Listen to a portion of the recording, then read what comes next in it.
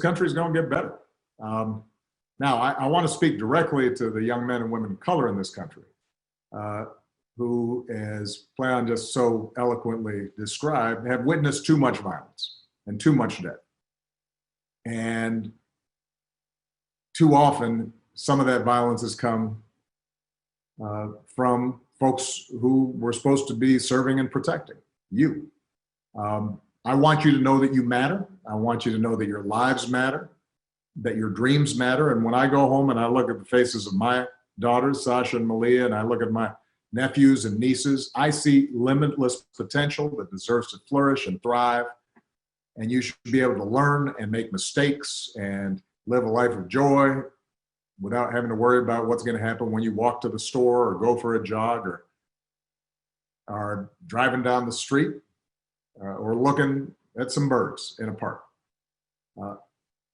And so I hope that you also feel hopeful, even as you may feel angry, because you have the power to make things better, and you have helped to make the entire country feel as if this is something that's got to change. You've communicated a sense of urgency that is as powerful and as transformative as anything that I've seen in recent years.